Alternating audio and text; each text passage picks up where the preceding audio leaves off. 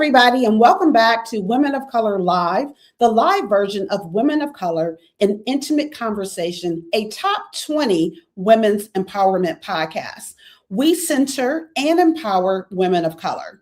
We're here every Thursday at 1 p.m. Eastern. You can always catch the replay and or listen on your favorite podcast platform. So before I welcome today's guest, I want to shout out our production team at the Leon Thomas Group, and we have back this week, welcome back, and thank you for being here with us. So today's guest was recommended by last week's guest, Gia Warren, and if you recall, Gia is very instrumental to and in the Dream Lifestyle Collective. And also, before I go to today's guest, I want to share something exciting that has happened since last week. Let's check it out. Hi, I'm Deneen L. Garrett, a cultural alchemist who shapes culture through storytelling, through writing, through speaking, through my top 20 women's empowerment podcasts. And if you're seeing this, you're watching me on Women of Color Live, the live version, the weekly live version of that podcast. I am coming to you to ask you to vote for me. I am in the running to become entrepreneur of impact, and it's going to take all of us to get me there. So check this out and stay tuned. All right. So today's guest is Dr. Charu Chopra. She is a healthcare leader, entrepreneur, women's specialist physical therapist, clinic director, and first-generation immigrant who moved from India to the U.S. in 2007 and turned uncertainty into opportunity. She believes that grit, growth, and gratitude can transform anything, and her life is proof. Dr. Chopra, welcome to Women of Color Live. Thank you, Deneen. Thank you for giving me this opportunity, and a huge shout out to you as well as women of color out there who are giving voice to all of us and empowering for this next generation of women that we are going to raise. I have a daughter myself, so I was so excited and proud to share this podcast with her. So grateful for what you're doing. Oh, thank you so much. And you know what? Everything that you said is the reason why this podcast exists, right? It's to give us a platform to use our voices. It's to uplift us, to empower us and the girls who are coming behind us. So thank you so much for recognizing that. So let's get into our conversation. So who were you before the physical therapist license, before the clinic, before the title? And what was the decision that shifted how you saw yourself as someone built to lead? Wow, that's a tough one, Deneen. I will say that. And the reason I think it's tough is as women, we are always taking and identifying ourselves into the roles we have given. We see always or identify ourselves as daughters or sisters or wife or mom, but in the whole realm of doing everything for everybody, we forget who we are. And your question is just questioning my identity apart from those roles. So let me try. And I think my answer would be, as a young girl, without connecting myself to these different roles, I was somebody who always was curious, who always questioned everything, whether it was disparities among genders, whether it was financial disparities. I was born and raised in India. I was there for my first 27 years of life. So it always bothered me on why there's so much disparity. Back then, the only thing that I knew is, in order to change something, you have to be that change. Because very soon, early in my life, I realized if I don't question these things, nothing is going to change, because nothing changed for the generations above me, especially females in India. And now I realize it's a worldwide systemic issue and just not an India issue. Um, so I knew something had to be done. Uh, Early on, my tools were hard work and voicing myself. But as a young girl, when you're naive, you don't have that confidence and you just don't know, it turns early on into a little bit of rebel as well sometimes. So I would agree that I was what you call as a rebellious child then. uh, but it was not a rebel for small things. It was a rebel for a bigger things that I could connect later in my life. And coming to this podcast really helps me give that voice to women who are listening to us at the moment. And gender equality is just not about women's rights. It's also giving equality and a better working atmosphere and platform to men as well. Um, that's what I have realized, and that's who I was, and that's who I am today. And I love everything that you said, right? And you said a lot. And so I do want to kind of back into some of the things. So, first of all, you became the change you wanted to see, right? And that's what, a reason for this podcast to empower us to be that change. If something is not going the way that you wanted to, instead of waiting for someone else to make the change, it may be up to you to make that change, right? And so that's what you did. That's what this podcast does. And also, I want those who are watching or listening to pay attention to the things that Dr. Charu is saying, right? She's saying how she was rebellious, but she was rebellious in a way to make a difference, to help to change our lives, and not just for one person, but for people coming behind her. She started off by saying she has a daughter, and she shared the podcast with her daughter because she wants to empower her daughter. She wants to give her tools to live the life that she wants to live. And that's what we want to do for you as well. We want to give you those tools to live the life that you want to and get into good trouble, right? As you were speaking, I was thinking about getting into good trouble. I was thinking about, quiet, closed mouths don't get fed, and, all those things came to mind when you were talking. And so this podcast is truly about empowering others. It's about giving them those tools so that they can actually walk away with, something that they can do and change in their life.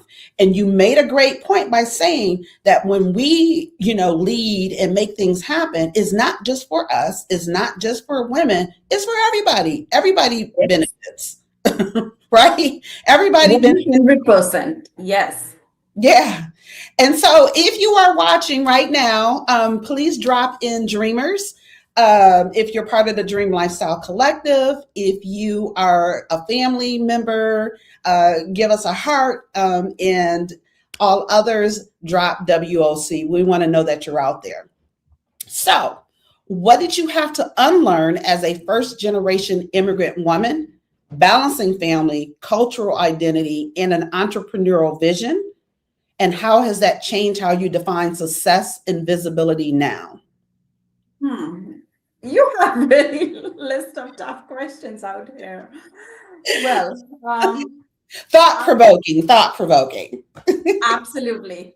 Um, Definitely, I would say, as a first generation immigrant, uh, you don't really have a roadmap laid out.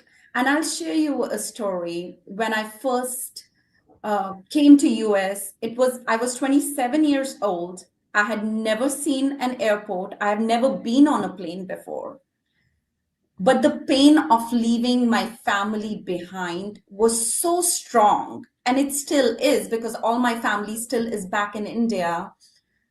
I just knew that this is my chance, and I this is my only chance, and I cannot let myself lose at any point. So I worked extremely, extremely hard, and I was trying to be part of the system. I would try to notice, oh, how is she dressed up? How does she say something like this? Because I just wanted to be in, just be like one of everybody. I would like fake my accent. And if somebody would say, hey, that's a beautiful accent, I wonder where is that from? People would tactfully try to ask me. I would get so nervous and conscious of myself Mm. that, oh God, even with all this fake that I'm putting out there, they're able to identify me. And I had to unlearn that. Hard work is great and is extremely essential.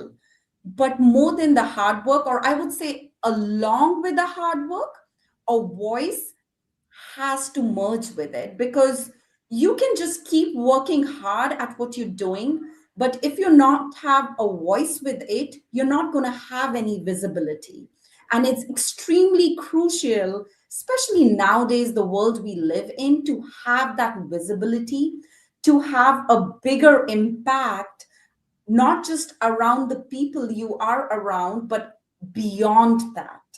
So that was one thing that I had to unlearn, that hard work is essential, but I have to marry the voice along with the hard work.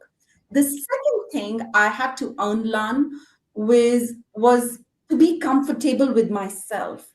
I am a unique person. I have a very unique journey, and I should be proud of myself, and I should own who I am rather than being trying to somebody else. So that is something that took me years. Uh, but now I am at the point where I'm like, oh, I'm from India and I was born and raised there, and this is who I am. Tell me more about yourself. And opening that door helped me realize that more and more people are opening their doors as well. They are telling me about their vulnerabilities, their backgrounds, their cultural beliefs, their family beliefs. And we are creating a more open environment where people are not hiding behind shells and trying to be somebody else. Yes.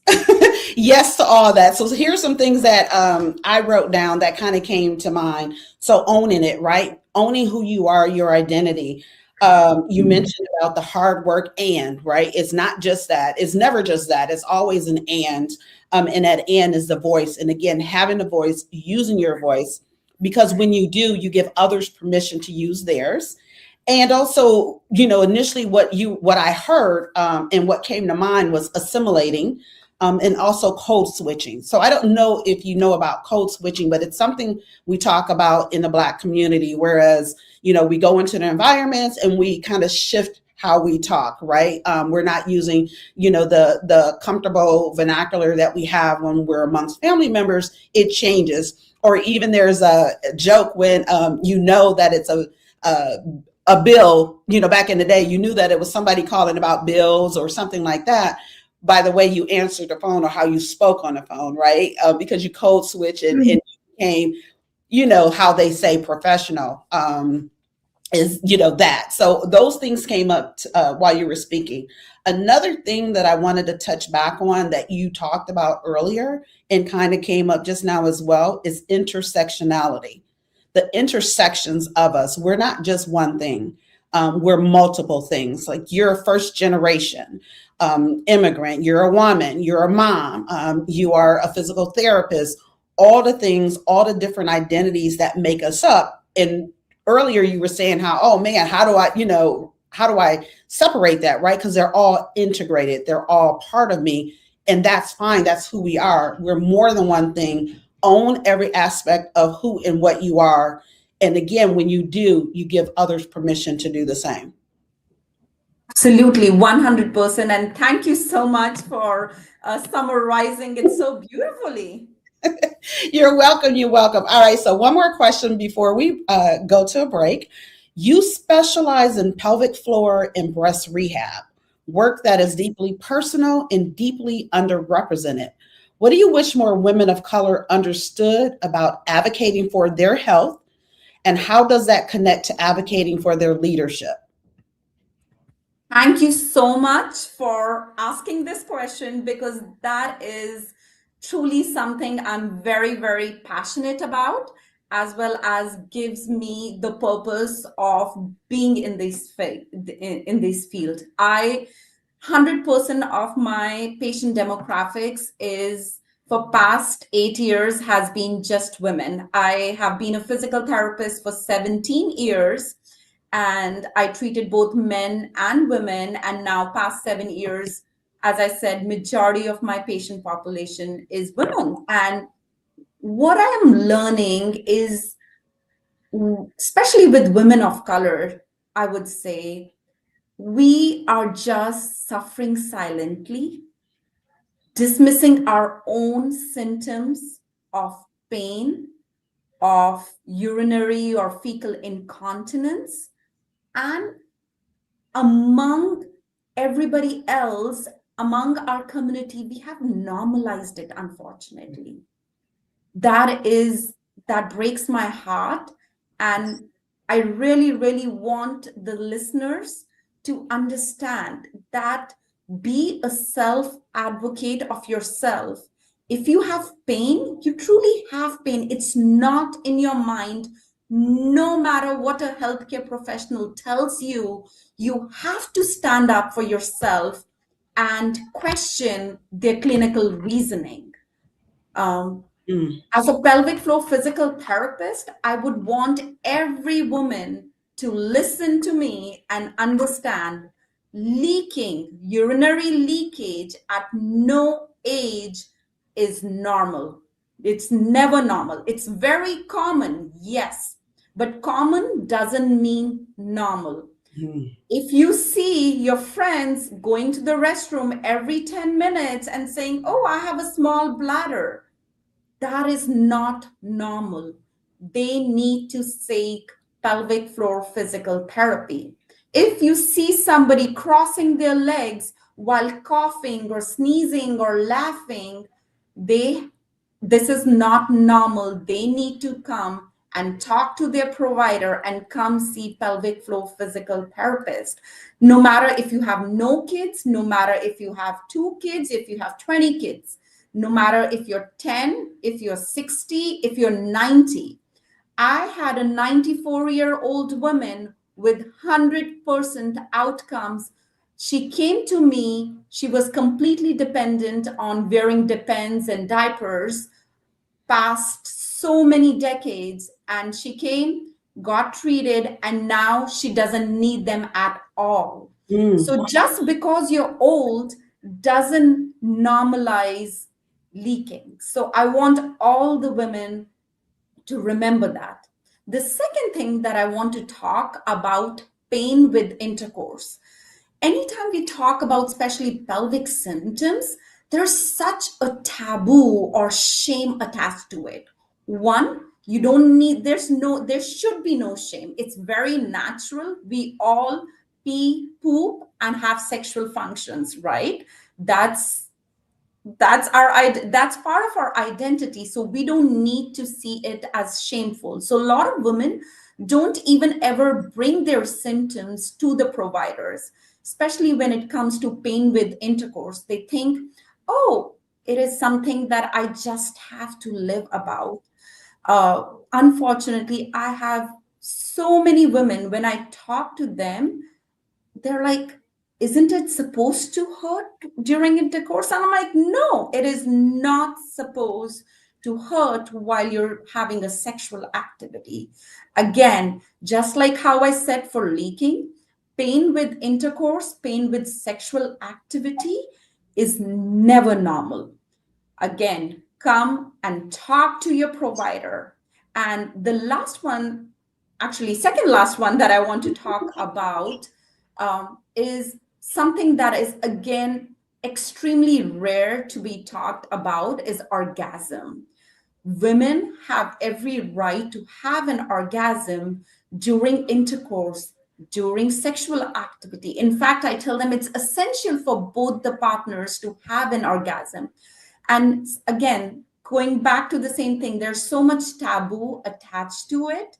If you are not having an orgasm during an intercourse, common but not normal, come talk to your provider. And my last one, breast cancer screening is essential. If your doctor is not bringing it up, I want you to be self-advocating for yourself and telling them, this is my family history, this is not my family history. When can I start my annual mammograms and pap smears? Wow. Okay. So I totally didn't expect for us to go where we just went, but it's needed. It is so needed. Yes. Pelvic floor conversation. Never heard that. Yes, we talk about breast, we talk about breast cancer, but the pelvic floor, never. I've never had that conversation. Seen the commercials for Depends, and things of that nature, but really never had that conversation. So again, those that are watching or listening, if you are experiencing any of that, if you are experiencing having to urinate too often, every 10 minutes, if there's leakage, if you are having pain in intercourse, if you're not having an orgasm, have a conversation with your doctor. And so, like, what should they say? Give us an example of what you would want a woman to come to you and say if she's experiencing. So, yeah, so our function of our pelvic floor is mainly three things: bowel, bladder, and sexual function. If frequency of urination is higher than 2 to 4 hours, come see us. If you're having any kind of leakage with sneezing, coughing, jumping, laughing, come see us. If you have pain with intercourse or not having the ability to have an orgasm, come see us. Again, another thing that you can come and see us is during your prepartum and postpartum care.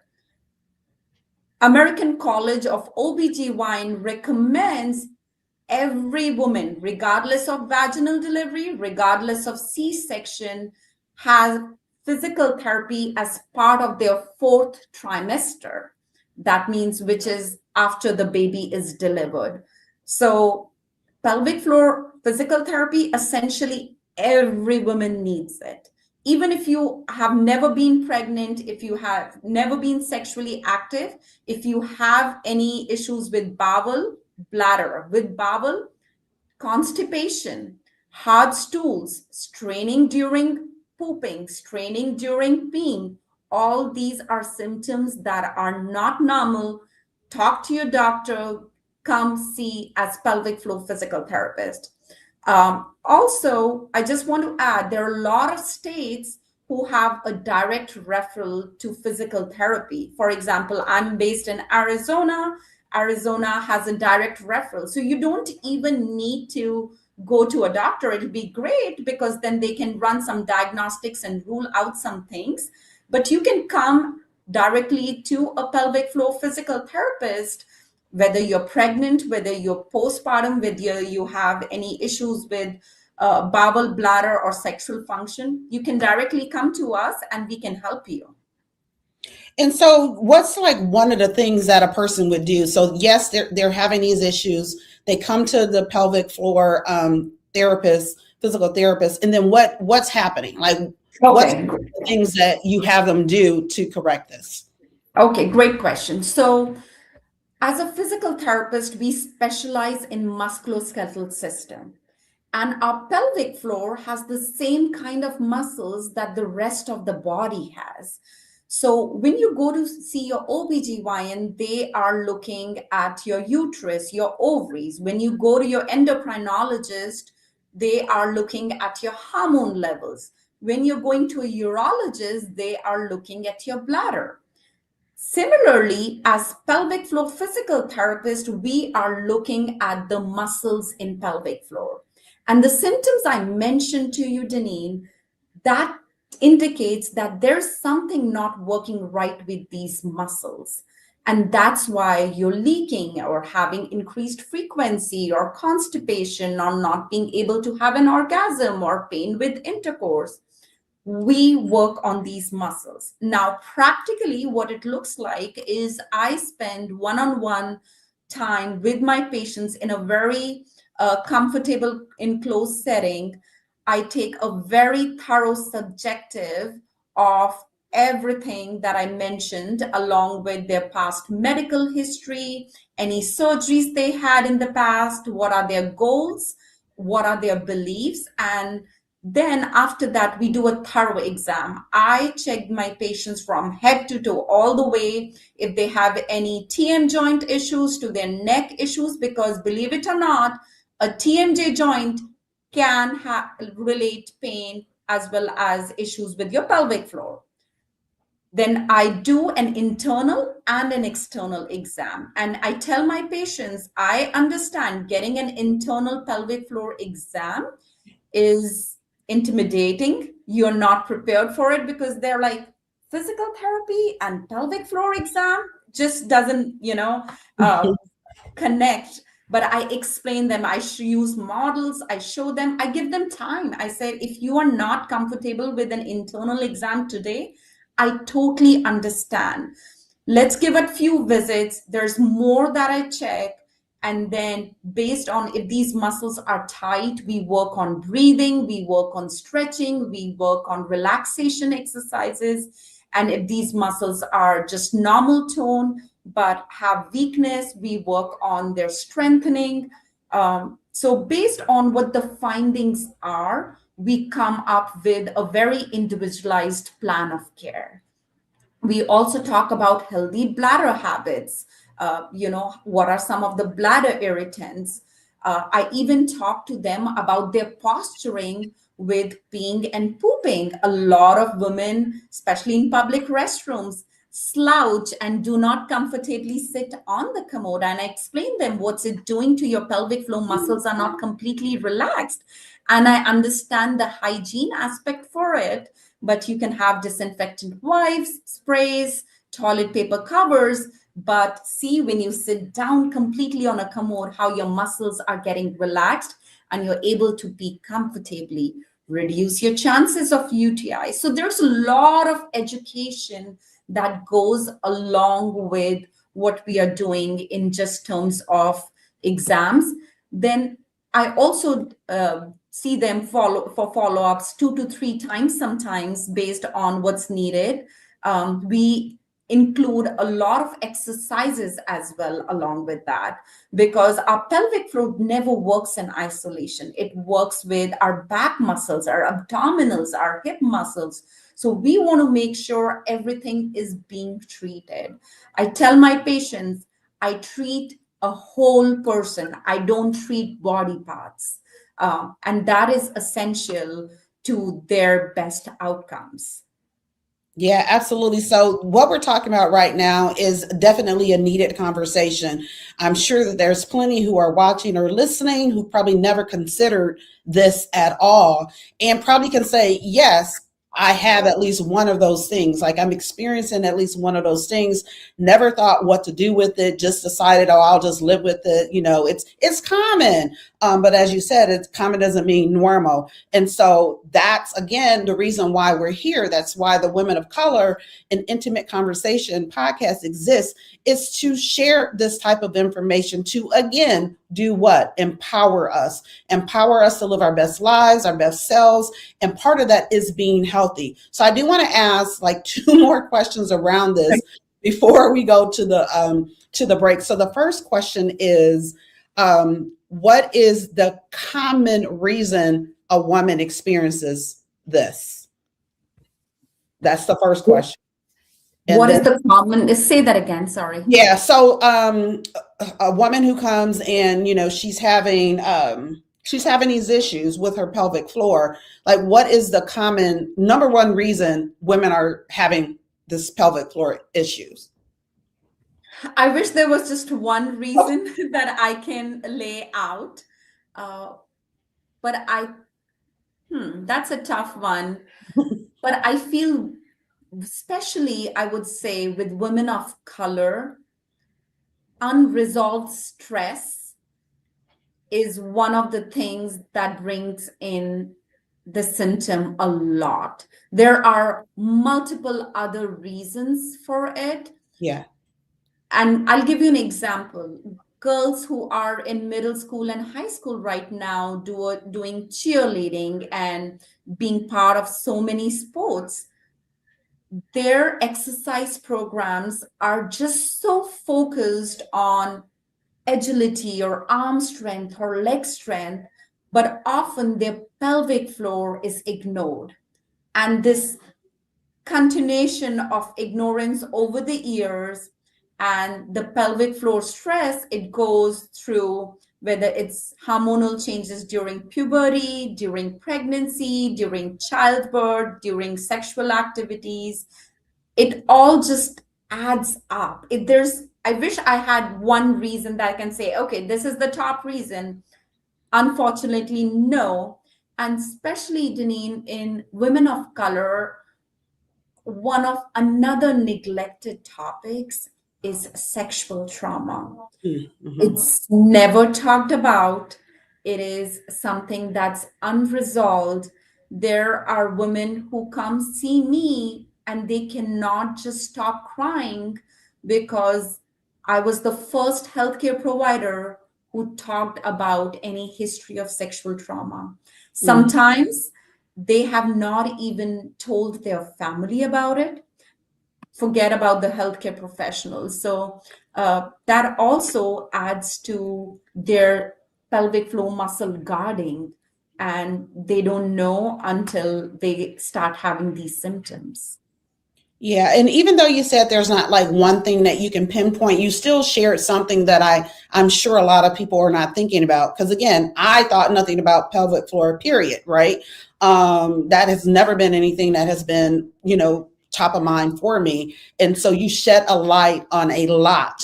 A lot for us to think about and consider and to advocate for ourselves. And so the other question that I wanted to ask, is there like one thing that you recommend as preventative? Like I'm thinking Kegels, right? I'm thinking, oh, this is kind of what Kegels are for, whether, you have it, you get pregnant or not.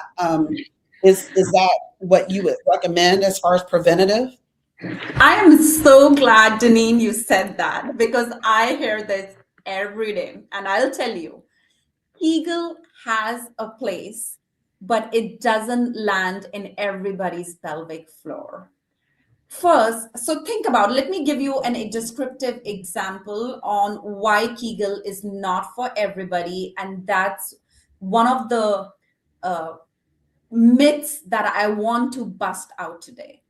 Women think, oh, I am having leaking. Let me just start doing Kegels and it'll fix on its own. For some women, it might. And for the majority of women, it won't. And here's why. Just for a second, think about, as I said, our body is covered with muscles, and so does our pelvic floor also has muscles. So just for a second, think of my neck muscles right here, okay? My neck muscles right now, as you see, has a normal tone. They are not tight, they are not loose, they're just relaxed right here. If I start going to the gym and start doing some strengthening exercises, it would work perfect. It would start strengthening me, right? Yes. Now, let's say if these muscles are tight and I give you a dumbbell, I give you a Kegel, what is it doing to your pelvic floor muscles? Nothing. In fact, it's going to start hurting you and you're getting more frustrated that, oh, I'm doing Kegels all day long and I'm still leaking. Nothing is helping. And that's the reason Kegel is not the answer for everybody. A lot of women have a lot of pelvic floor muscle tightness, a lot of pelvic floor guarding. So the first thing that needs to be done is bring these tight muscles to a normal tone before we start doing Kegels. Got it. Does that make sense, Deneen? Yeah, it does. Thank you so much for that. And so we're talking right now specifically about health, right? Dr. Charu is talking about her expertise, a focus of hers, specializing in pelvic floor and breast rehab. And so that's what this part of the conversation has been about. Another part of the question that I asked Dr. Charu is, how does that connect to advocating for your leadership? And it does, right? Advocating, speaking up for yourself in any situation is a form of leadership. So whether you're in corporate, whether you're an entrepreneur, whether you're a stay-at-home mom, whatever the situation is, when you're speaking up for yourself, that is a form of leadership. And so that is a takeaway here when it comes to leadership. But again, another takeaway that I didn't expect at all is here specifically advocating for yourself when you're having certain things happen to your body that you just take for granted and think, oh, that's just common. Oh, that just happens. True. And it may not be normal, and it may be, cause or be need for you having a conversation with your doctor. So now let's take that break. Okay.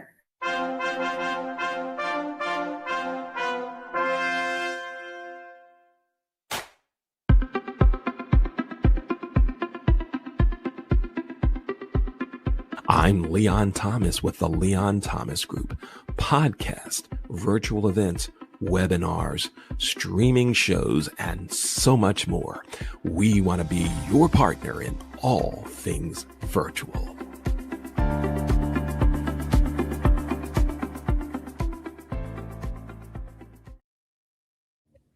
All right, welcome back to Women of Color Live. Today we're talking about what it takes to build from grit, growth, and gratitude with Dr. Charu Chopra. So, Dr. Charu, for the woman watching who was holding everything, her family, her culture, her ambition, her health, and wondering if there's space for all of it, what permission would you give her? Well, I would say yes, there is a space for everything. And my friend, you do not need a permission from anyone ever. That's what I would say. Yes, Absolutely. it's gonna be a tricky situation to handle everything. I just want women to, one, realize that feel confident in what you're doing, but at the same time, don't feel guilt about if something is left out. It's never perfect and it's never meant to be. You are being intentional for what you're doing right now in the moment. Just give your best to that. You don't need to feel guilty about it. Deneen, in the past, just a few minutes ago, we talked about self-advocacy. What I've also learned over the years is there are certain times or certain people who just don't have confidence in themselves, sometimes being their self-advocate. And until then, it is okay to ask or a friend or a family member to help you out and be your voice. And meanwhile, invest in yourself, whether it's listening to podcasts to grow your knowledge, if it's reading books, if it's going to the gym, whatever it takes. If your glass is not filled up, you won't be able to pour into others, be it your family, be it your culture, be it your community, be it your professional life. So investing in yourself is critically important to elevate that level of empowerment, education, and leadership. And what I've also seen a shift in is women are doing everything and they're getting into these leadership positions, which is great. But we also need to keep a purpose and a vision in mind that we need to create the next generation of leaders as well.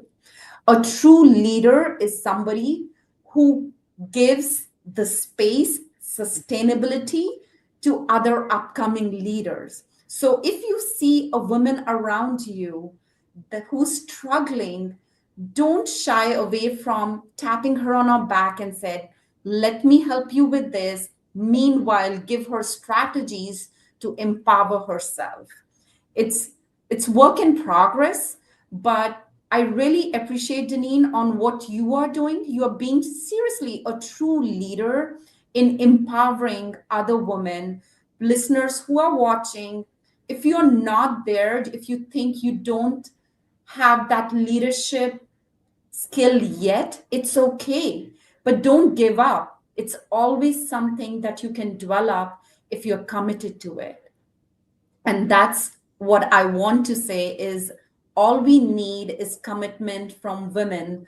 Just adding one thing, Deneen, I was a guest speaker at a postpartum talk that is specifically for BIPOC women, so Black, Indigenous, and people of color, and looking at the statistics on what kind of care BIPOC women are getting, the numbers are extremely low, extremely low. The disparity is extremely high. Just to give you a reference, a Black woman's postpartum mortality rate is 3 times higher than rest of the population. 3 times higher. That's a huge number right there. So what I want women to get out of this is start working on yourself if you don't feel you have a voice, and then work on developing a voice. And when you have one, don't shy away from helping others. Yes, and one of the key things that you said is ask for help.